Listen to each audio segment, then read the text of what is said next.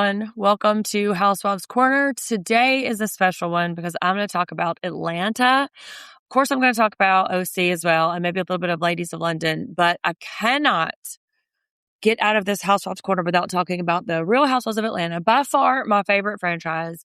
I have not included it in the corner so far because I was behind and I am just getting caught up. It's one of those shows that I can't just have on in the background and not be paying attention to it because it's so good. Let me adjust my camera just a smidgy there. Okay.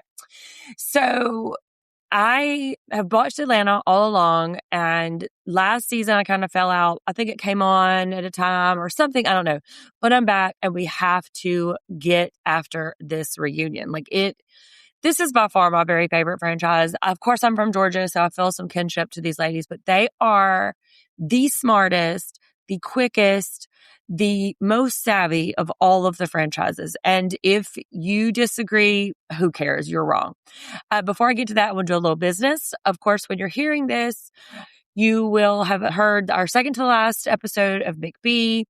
Jeff and I did a mega mini crossover, which we talked about our last thoughts about House of Stassi, but we also talked about Double Lives of Suburban Wives, which I keep calling it Secret Lives of Double Wives or Double Lives of Secret Wives or whatever. I'm getting mixed up, but I put a poll out on our socials on TikTok and Instagram about whether we should cover that one full time because me and Nolan need something to talk about now that McBee is going away, and there's a lot of stuff in the McBee universe happening right now, but there's only one episode. The season finale is this coming up Monday, and so Nolan and I need something to replace it. So the poll is between Secret Wives of Double Lives, Suburban Wives, Million Dollar Nannies, or Killer Among Friends, which is a true crime series in which they explore murders, I guess, among friend groups. So go vote, or you can put in the comments of the Instagram post or the TikTok or whatever. You can send Jeff an email, Jeff@PinoPod, any of those ways. Or just like and review us and rate us, put a 5-star and be like, yeah, do Double Lives of Secret Wives or whatever. And that way you're doing double duty. You're getting us seen, you're getting us to the top of the algorithm, and you're letting me know what we don't. I've sucked Jeff into this particular dark side, and I think that he is really interested in it too. So it may shake out, if y'all vote for that one, that he may join the conversations about that. But anyway, let's get started on Housewives Corner. So I am finding myself really trying to fight through the OC. It's just, I don't know. Vicky's on 2 shows. I was listening to one of my podcasts I listened to. It's called Everything Iconic with Danny Pellegrino. And he and I are of like minds that Vicky is a lot, and not in a good way. Like, not in a way that, Phaedra is a lot from Atlanta, but a lot in a way that is just kind of like having to slog through it. And, her big storyline this season is that she's not a Debbie Downer. Okay, cool, whatever. But not much happened on that. I'm going to talk about that at the end. I really want to start with the Atlanta reunion because I've spent the last few days getting caught up. And so every time something made me laugh or was funny from one episode, I jotted it down. And there is just some really, really fun moments. Phaedra is by far one of the most entertaining housewives. She understands the assignment in a way that I don't know if anybody else does. I mean, maybe some of the Miami ones. Giselle, which is on the Ultimate Girls Trip Roaring 20s, which Emily and I are talking about, and it comes out on Sunday nights. So y'all check that out. The first episode was last week, and it is so good. I'm loving it so much. I really hope that everybody likes it as much as I do. It's just hilarious. We got Piccanini, and we just got a lot of fun stuff, and they're kind of traveling around. But Vicky's on that one too, and Giselle's on that. Giselle has a lot to do to produce things. Like, I don't know. But Phaedra is so fun. And so the quickness with which Phaedra can come out and say some things like, oh, Jesus bless it, Jesus help her, or hallelujah, Shando. Like, that is so funny to me. And it is also fairly interesting to me that after all of these years, after Nene's famous close your legs to married men, that these women in Atlanta are still fretting about who's fucking a married man. And so she just stays consistent. If all is wrong in the world, I know that I can turn on my Real Housewives of Atlanta and I'm going to be entertained and I'm going to be reminded of people that I went to high school with or that I have a drink with on the weekends. It's very, very fun.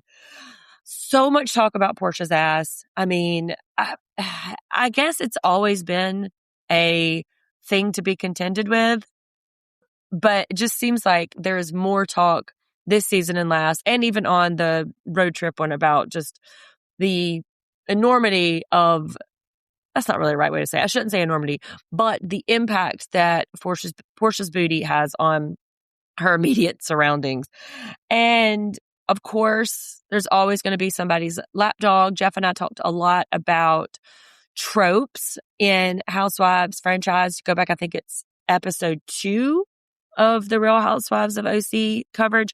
But of course, there's always going to be the accusation of being a lapdog. And, you know, Shmia saying that Angela was the little girl with the ponytail that stood straight up and then fanned out that all of the other girls made fun of, and that so in turn, she turned it around on them because she didn't want to get made fun of because she was jealous of their hair, is such a specific read that it's just like, you couldn't write it because it's so niche that nobody would understand what you mean. But if you ever, if you had that experience, it feels very specific. And so I loved it so much.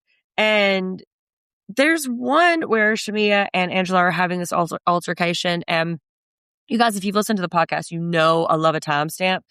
And Shamia storms off and there's some conversation about, yeah, you could kiss my ass and, your fake ass, whatever. And it seems like it's daylight out. And so I guess Shamia gets in her car to drive. And it looks like she has pulled over to the side of the road, gotten out of her car, and is doing an in-the-moment interview with the producer, like on the side of the road. Now, you guys, if you've ever been to Atlanta or you know anything about Atlanta, sometimes Atlanta can be, a radius of 100 miles. Like, it takes you an hour to get from north to south or from this subdivision or not next. So I imagine Shamia was driving home and what the producer was like, listen, you're just so mad. We got to get this on camera. Pull over. We'll do it. And so she's just standing there and cars are zooming by and she's given her in the moment. It's so wonderful. And Phaedra, like I said, nobody else is going to be able to look somebody dead in the face and be like, yeah, Angela's giving Inspector Gadget and Mr. Bean vibes. Come on. That is classic.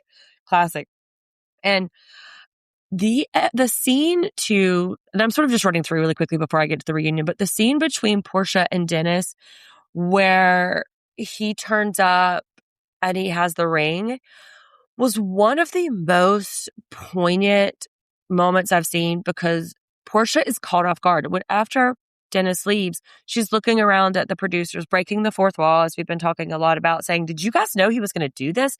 Did you guys know that he was going to give me a ring? And she shouts, you are the trauma, not the drama, the trauma. And I just felt that, like, I'm getting chills now just talking about that because we have seen Portia, as all of my longtime Atlanta watchers know, we have seen her go from this very, very traditional wife with these really traditional ideas about what she wanted her life to look like with Cornell, I believe his name was, and how ugly he was to her, for then her to go on to Dennis and then Simon, and now she's with Sway. It's like, we grew up with Portia, and that moment made me want to go through the TV and put my hands around Dennis's neck and be like, how dare you, you motherfucker, get out.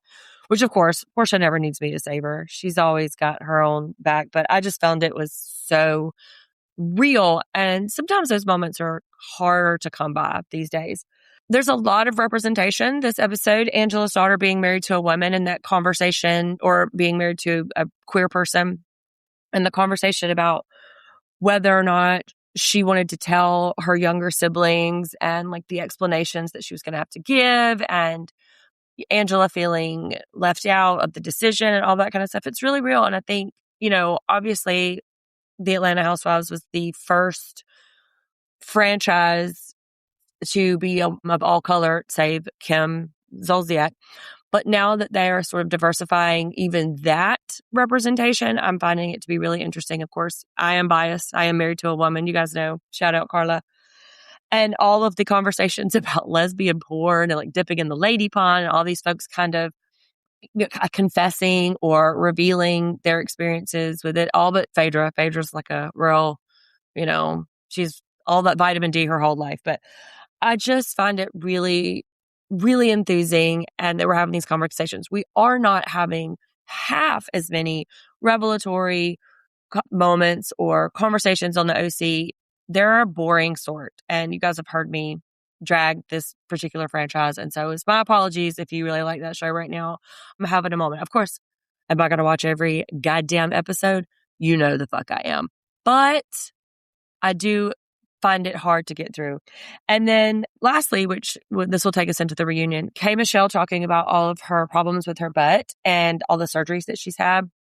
And I found it to be so moving to hear her talk about it and in this vulnerable way about how she did this to herself and it was as a reaction to her body. And, one of the lines she says is that, that this happened because I was trying to get the butt that I already had. And it just really speaks to a larger conversation about women and the expectations of our body. And of course, Black women have a very different set of expectations and body ideals. And so her trying to live up to something that she herself already says that she was already the standard. And then even then she still didn't feel good enough is, I think, a really common experience. And I think it's a really important conversation that she's having out loud.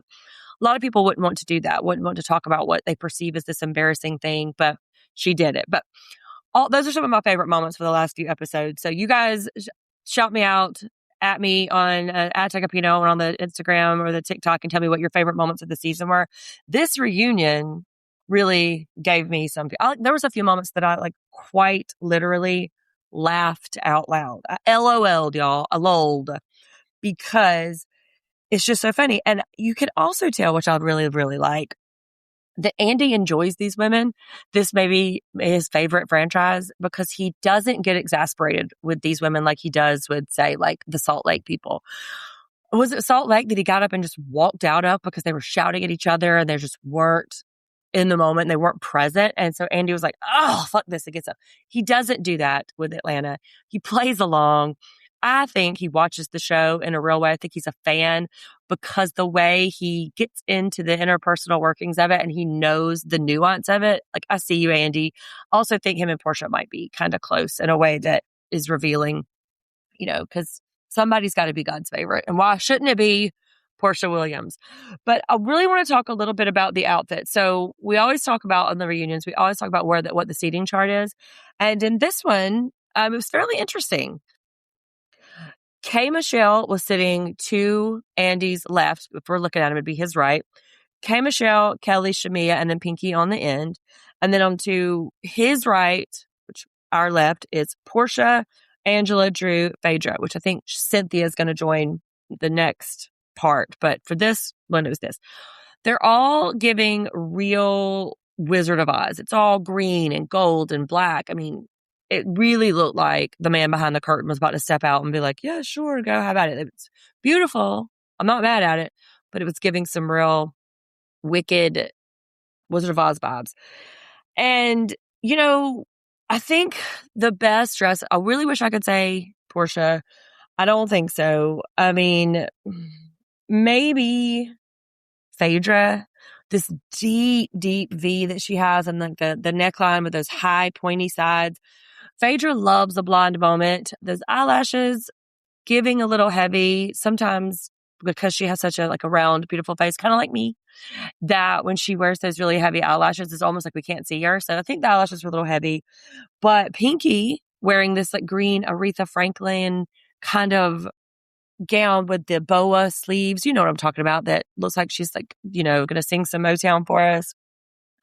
Shamia is in full gold lame, and I really liked it.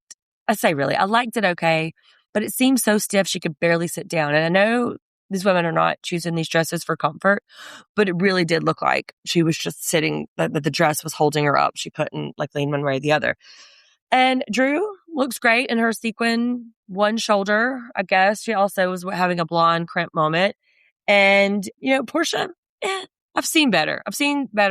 Portia always goes so big that sometimes it kind of tips over on the top. And this was just kind of a miss for me. But we got some kind of big announcements. We got Pinky's pregnant. And her mom's real mad about it, apparently. And it's also really funny, too, because there's like an empty chair. And somebody's like, oh, who's going to sit there? And Andy's like, oh, no, Black's coming out. And like, haha, just kidding, But Phaedra, he goes through, starts with her. This season, we saw her with her dressage and her flautist. And let me tell you something. The Real Housewives of Atlanta left out the footage of one Miss Jasmine Crockett in her and Phaedra's conversation about Phaedra possibly getting to politics. How dare you rob me of that? Are you kidding me? I would have paid pay-per-view just to see that scene, which apparently Phaedra is going to run for some kind of office. And I'm going to tell you right now, I would vote for her for anything she ran for, people. Okay? I don't care if she's running for Girl Scout troop leader of 149, I'm voting for. Okay. President. Yes. Yes, ma'am. I love it so much. Drew's had some work done. I didn't notice it immediately, but Andy did. And I'm wondering if Drew told him to, but I mean, she looked okay to me. She looked sort of the same, which I guess is the point of having really good work done, that you don't really notice it. And, it's K. Michelle and Pinky's first season and first reunion. And this is where Pinky announces her pregnancy and says she's going to have the baby Barvisha because she's had so much influence from Bravo, which everybody's like, don't do that. Don't do that. And new to this particular franchise and the reunion generally is that the housewives submitted questions to each other. So Andy kind of sprinkles them in. And I thought that was really smart. Sometimes the gimmicks can be a little wearying, but I think this was fun. And two, it's always for sure going to spark a conversation or rehash an old beef or even make them think about it or get into a fight again. So Andy knew what he was doing that way. So there's a little bit more talk about this lesbian porn business when they were in Scotland. And that was so funny to me because for those of you who are listening who are not in Georgia, and I think Jeff and I have talked about this, or maybe Emily and I, Pornhub is not allowed in Georgia anymore. You have to, at first, I believe that it was where you had to sign up and register it. But because of some legislation, probably some purity culture bullshit that our conservative legislature enacted, that Pornhub is not available. And so I found that conversation pretty funny because they were trying to tell each other how to circumvent that particular block. Portia's get there, do a screen recording, download it, and then just watch it at home, which is funny and hilarious. But then talk turns to Drew's revelation about her pelvic floor and the physical therapy that has been prescribed to her. Apparently, a finger bang, a good old-fashioned finger bang, is what a woman needs when she has a weak pelvic floor. And the women just all sort of seem to oh, yeah, sure. Okay. Got it. Yeah, for sure. Something about the muscles. I'm not a doctor or a physical therapist, so y'all go back and watch the episode. But I'm just you are not getting conversations about finger banging and how to cheat the pornography industry and babies and all that on any other franchises. Okay. So if you haven't realized it yet, I love Atlanta. And not just because it's from my home state. Phaedra's question, they start out with Phaedra's question, and it's to Drew. She said something about, hey, are you going to be Black and his new teeth, his love of his life? Are y'all going to be together was what the gist of it was. But she used his big white teeth as a way in. And essentially she turned to her, she's like, listen, you still want to get chomped on by Black? Which, Phaedra, come on, I love you so much. But, Drew does this thing, and she's done it all season, and I think it's probably a function of the messiness of her divorce, where she doesn't really want to admit what she's doing, because she says that her and Black have a really good friendship, and they haven't slept together, and she loves him, but it's not in love with him. And I think Ralph was making her life so miserable that she couldn't say one word because he would use it. And so that is often a trick of a divorcing man, is to use the woman's decisions against her to insinuate that possibly she's promiscuous or is not providing a good and wholesome environment for the children.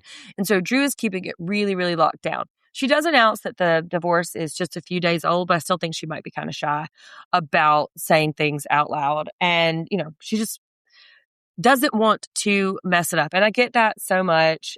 Apparently Black has had some legal trouble. There's some women suing him because he did not repay some loans. And Drew says, I really want to have someone that can be around my children. You hear K. Michelle say, don't let him around your children. They'll be getting chased by the police.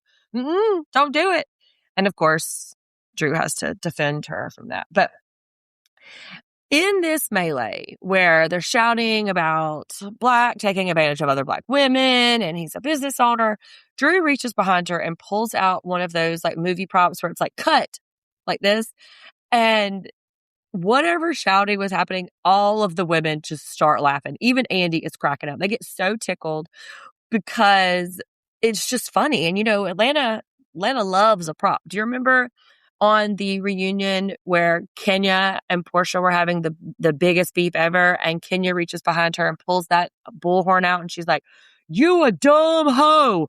And then Portia just launches across Cynthia and proceeds to drag her by her sew-in across the stage. Yeah, me too. I remember it was wonderful. But that's not how it went this time. Everybody laughed. They got so tickled. And as much as the shouting and the contentiousness that goes, the women always sort of come back around to a little bit of a sisterhood. This franchise is really known for just going full send read, scorched earth, and then one scene later, they're back to their sisterhood, back to the sorority of it all. So, but I thought it was just funny. Everybody's just laughing. This is kind of where I'm just like, Andy likes these folks. Andy really does. A lot of back and forth, a lot of stuff. Pinky's favorite moment where she talks about speaking of being the read, is when her and Angela were reading back and forth when Angela calls her Papa Smurf and Mr. Clean, which, hello, how dare you? Papa Smurf is reserved for Cynthia's ex-husband, Peter. You could never. But she just liked it because I guess the energy was really high, and she got up and she left and she came back and, they were asking who won it. And Portia's like, listen, Angela won that, but you had heart, girl. And that's what I mean by understanding the assignment and always kind of coming back to remember that we are here to entertain. And boy, do they. A lot of talk about Portia's new partner, Sway.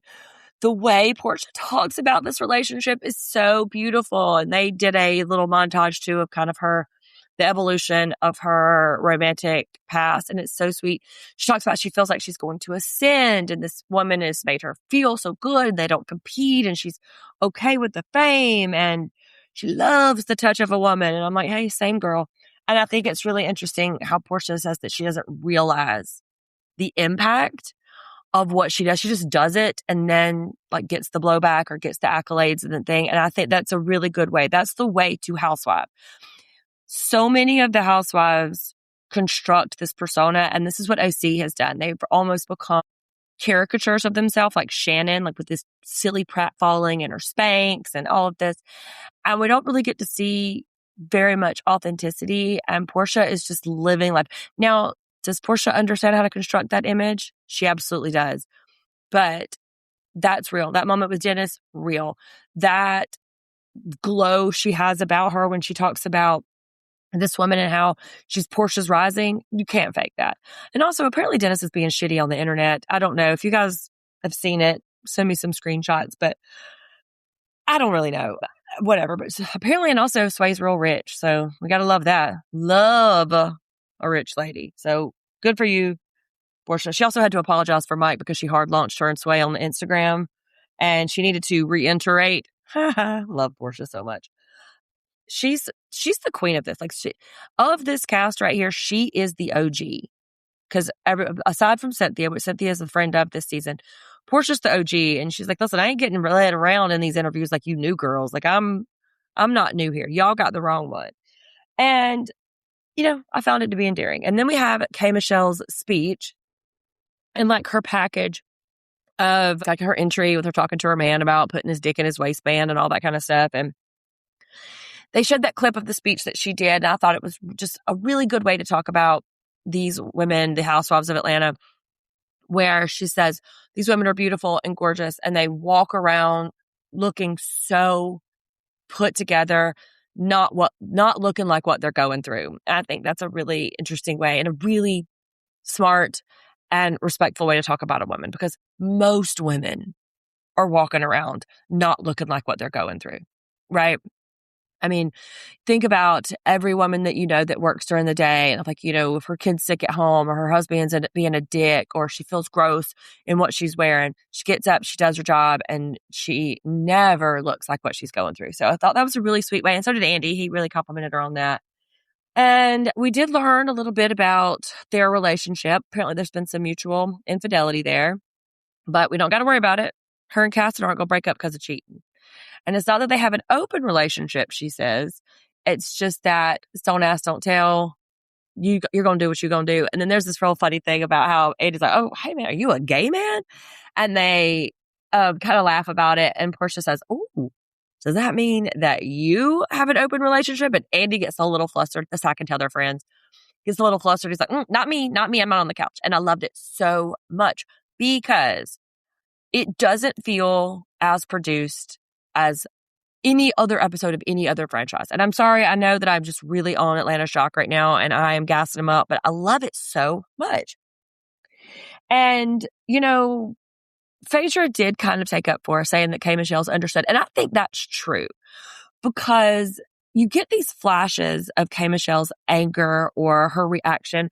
But when they're talking about how insecure she was, about how she perceived everybody was plotting and planning or like talking about her behind their back or conniving to like not be friends with her, that is a real insecurity that she's had and about women, or maybe she's had a really bad friend breakup like a lot of us have. And when she's speaking to her own experience and she's speaking from the heart, you can tell she's a really authentic person and she feels really sweet. And Andy even calls her really sensitive, which I don't know if Real Housewives of Atlanta is the show for you to be on if you were a real sensitive sort. But, she was leaving a scene, going to the bathroom and picking her phone up and like tweeting mean shit out from the bathroom stall. And Andy's like, don't do that. Don't do that. And I think for a first season, she didn't do great, but I think it was a real rebuild, like a real learning curve for her. I bet if she comes back for season 2 or next season, she's going to have a really, really good season. She has learned the rhythm of it. She's learned how to be in these friend groups, how to be with these women. And I think next season is going to be real good for her. A lot of outside sources, she says, were influencing her, whatever that means. I don't know. But then they relitigate this whole miscarriage thing. And Portia says, I've had this experience. That wasn't my intention. And K. Michelle receives it. I'm like, okay, great. Let's move on. Okay, like let this be that. I don't want K. Michelle to be the odd one out. I find that she's going to do better if she has an alliance and like a real one. I don't know. I think I am disliking Shamea more and more. Maybe I gave her so much grace because her and Portia were friends in past seasons, but I don't find her to be all that likable. And I think she does this thing where she gets nasty or says some nasty things. And then when she's confronted about it, she gives this immediate, okay, I'm sorry, you're right. I back off of it. But she doesn't really back off of it. She doesn't want to be in the fray of the confrontation. She wants to wait until that person's back is turned and have conversations about it with them and not to the person. And I think the breakdown of her and Portia's friendship is really one of the sadder casualties of this show, because I'm not too sure how compelling Shamea is without Portia. And that's a mean thing to say, but like some of the best and most interesting moments from Shamea are when we were seeing herself and what was going on with her life, like her fertility journey and her reluctance to take a job that had kissing in it because her husband, like those are moments that she owns solely. And so those are the most interesting ones. It's not as interesting to hear her talk behind somebody's back when you won't have the nuts to say it to their face. So Shamea still feels like she's learning how to Atlanta housewife. And then we get Drew's question to Shamea, which I didn't really understand the question, and I definitely didn't understand the answer. It was something like, hey, Shamea, why did you tell K. Michelle that nobody wanted to be her friend? And we get some kind of weird answer that kind of leads into... And there was a really, really contentious shouting match between Portia and I guess it was Kelly, which Kelly, you're doing too much, girl. That's pearl headdress looking like Wizard of Oz and Game of Thrones. It was very strange. But about talking about, hey, you're in Simon's house and whose house, Shamia's house, your house, my house, whatever. And then Angela pipes in with, well, at least I didn't borrow money from Gary. And Andy's like, who's Gary? And the rest of us are like, who's Gary? But I find that kind of just disgusting. Like the talk about money. I'm going to talk about this in a minute with not Ladies of London, y'all. It's not Ladies of London. It's Real Housewives of London. About the talk of money. I find that to be a little gross. Like I don't want anybody counting my pockets. And I know that the show is about affluent women and the money is the draw for us. But the comparing my wealth to your wealth or my house to your house or I rent or I buy feels really gross to me. And if you guys have ever heard me and Nolan talk about the McBee dynasty, you understand we have a very complicated relationship with money. I grew up very poor. Nolan and I were fairly poor when she was younger. Of course, now I'm grown, she's grown, we're doing okay. Nobody worry. But you guys can you can rate and review us and, give our sponsors a shout out. But we have a very complicated relationship with money. And Emily always told me that I'm a reverse snob. So like anything that has to do with wealth, especially extreme wealth, it's repugnant to me and I am absolutely repelled by it. So anytime that they are counting each other's money or have their hand in each other's pockets, comparing this to that or this to that, I'm really put off with it. And Portia, because she is ever learning how to be a better housewife, she's always sort of taking the stand of the every woman. She's like, why are we shaming women's bodies? Why are we talking about a woman's house? That's my house. I paid every bill in that house. Why are you coming for my throat about that? And so that immediately gets me back on her side, which I'm not too sure if there's anything that Portia could do that would not make me on her side, but, I don't want to jinx it. But this whole thing about Shamia telling K. Michelle this, it wasn't even about the women on the show. It was about other women and it was something about Candy and that apparently Shamia and K. Michelle or Mashia or Kelly, they had some, there's Goldie. Everybody say hey to Goldie. They had some big moments off screen and we end this episode with them saying, you tell it. No, you tell it. And like, okay. And so neither are really going to say it. So I'm hoping we get to that in part 2. And then so next week we get to hear Drew's single. I think it's Drew's single. Phaedra wants Pinky to be braggadocious enough to pay her own bills. See what I mean? And K. Michelle's mom is dancing in a hookah lounge calling Portia Jezebel? ? I don't know. So that's next week. I'm dying. I love this show. Want it. Just shoot it directly into my veins. You want to know a show that I don't love so much? It's the OC. I am not going to do a blow by blow. There's not even really that much to talk about. But there are a few things that we did learn. Vicky is a Mexican citizen, not speaking a word of Spanish. I want all you people now who are like, they better learn English or go home. But it's perfectly fine for this elderly white lady from OC to move to Mexico and pay taxes in Mexico, but not know a lick of Spanish. Sit with that for a minute. But Heather is becoming more controlling. And I have a theory, y'all. I believe that the presence of her mother on this show is so destabilizing to her that she is trying to control the things that she can. Like we saw that scene between her and her mother, and I think it was Vicky and Shannon, and everything that Heather says, her mom sort of kind of undermined it or teased about it. And then everything her mom said, Heather took offense to, and she was very brittle about it. And so now that her mom is around, I think Heather is feeling a little unmoored by that. So trying to control whether Gina and Emily sleep in the same room keeps her feeling like she has some say in the world, or telling these folks that you hurt my feelings when they said this very offhand comment.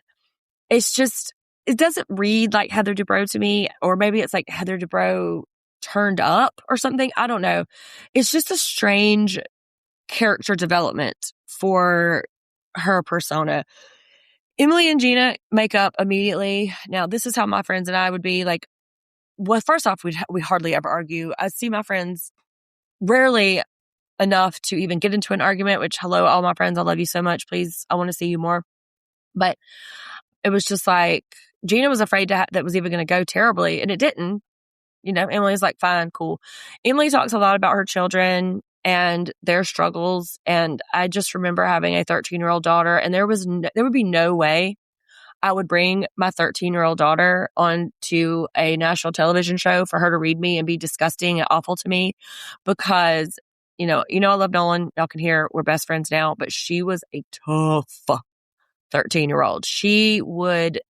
I'd come down the stairs and she would like give me an up down with her eyes and say things like, is that what you're wearing? I'm like, well, I was like, shit, she was a tough cookie. One time I told her, I was like, hey, please don't drink so many sodas in one day. Just like, let's keep it to one day. I don't want you to, have a reverse reaction to all the sugar. And she screams up the stairs, just let me have diabetes. I'm like, yeah, cool, sure. But I don't envy her to have to like go through this on camera, and especially that the two younger boys are really, really struggling. Especially, I think Luke is the one that has had this recent diagnosis, and she's really trying to struggle. But they go to Las Vegas. It's fine. Everything's fine. They do this showgirl thing, which it was y'all want to talk about millennial cringe? No. This is giving boomer cringe. Vicky's hobbling around on her bad knee. Shannon can't get her shapewear in. Like, it's wild. Heather Dubrow's body is banging. And these women are naked as hell. So, I mean, good for you for being on camera in this way. Like, cool. I couldn't do it. Vicky's not having a good time, because she never is, because she is, in fact, a Debbie Downer. Even though she'll deny it to her grave, she's a Debbie Downer. Shannon is afraid of the EMFs, electromagnet frequencies or whatever, because the elevator's outside of her room, but no, it's not. She's just mad because Heather got a good room, but she's just mad that Heather didn't ask her, but she doesn't want to do paper, rock, scissors or draw straws because that makes her look like a diva, but like she's going to stomp around and do it. Like, it's whatever. We did learn a little bit about Carmela. She had late adult onset diabetes, and so she has to give herself insulin. I thought that was kind of interesting. You don't typically hear about a person who looks like Carmela developing diabetes late in life. So I thought it was kind of an interesting way. She had to throw away all of the vibrators, and all of the women are just shocked and like, what? How dare you? How could we throw them away? Nuh-uh. But y'all all gave her such shit about it. What else was she going to do? Like, y'all gave her such shit about it. Leave this woman alone, okay? Let her breathe. And we also learn about some more infidelity. Carmela's boyfriend cheated 4 years ago. She will not forgive him. She won't get over it. She won't break up with him. And he says that he's trying, but I don't know.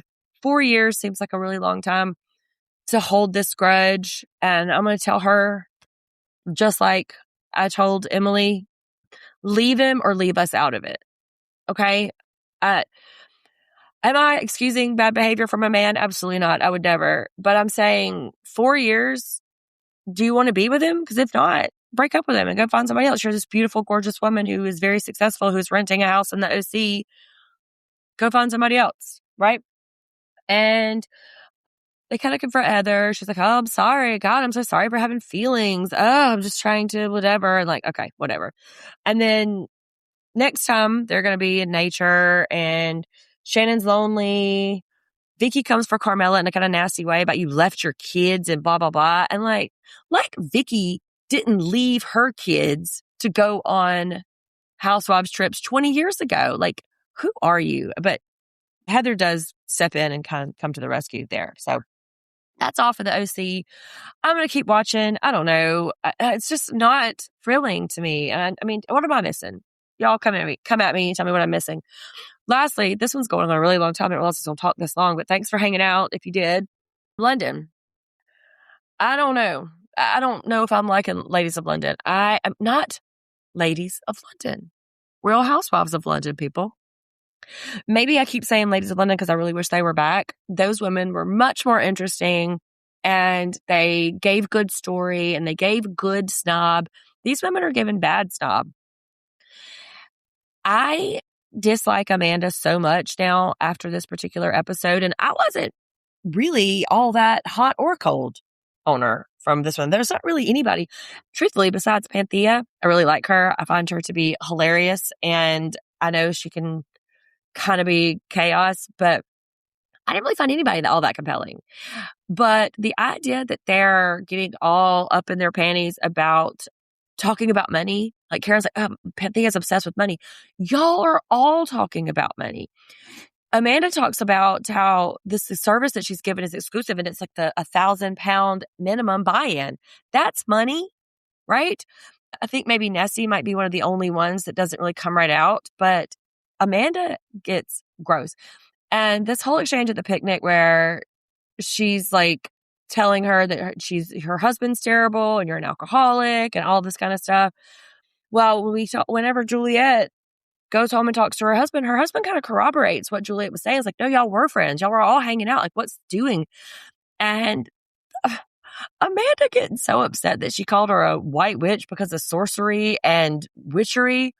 Listen, you call me a white witch. Thank you, please, and thank you. That's about the best thing you could say about me. Okay? Fine, I'm a white witch.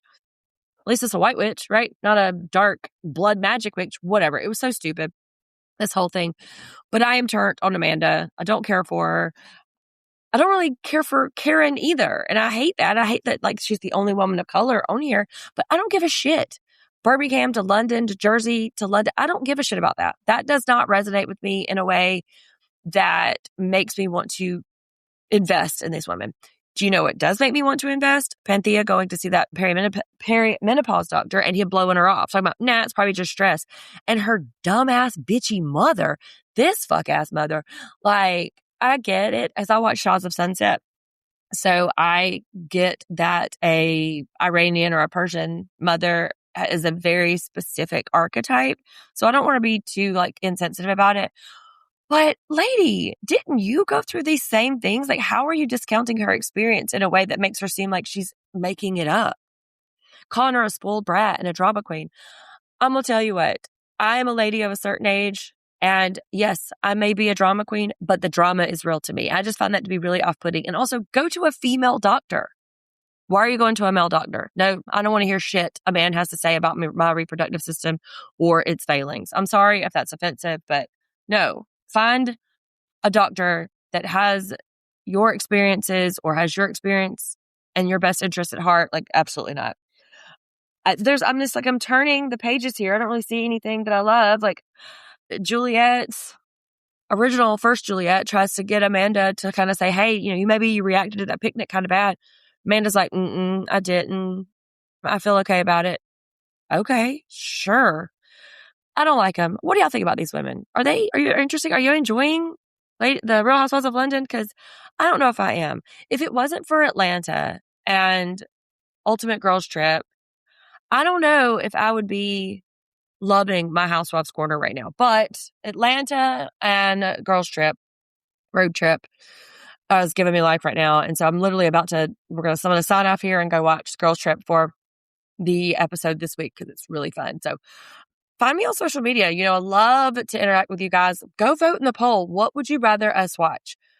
Scandalous Lives of Double Wives? No. Double Wives of Suburban Wives? You know what I'm saying. This TLC show. $1 Million Nannies or Killer Among Friends. I have a feeling. I'm getting some votes are trickling in. I have a feeling that I know what they're going to vote for. So I will announce it after the McBee's last episode. So you guys tune in to the McBee's. If you're not, what are you doing? Also, the Vanderpump Rules. We are winding down season 5. Thank you, baby Jesus in the manger. It is the wedding that never ends. And we're about to move on to season 6 where things are going to take a real fun turn. Don't tell Jeff, but this is where like Jax and Brittany really ratchet up. I think we get Billy. I think there's a lot of Raquel and James stuff. So it's a really compelling. So go listen to that. Our mega mini crossovers. I didn't mean to talk for this long. Thanks for sticking around, guys. And, find me, send me emails, send me DMs. I'll see you next week for the Housewives Corner.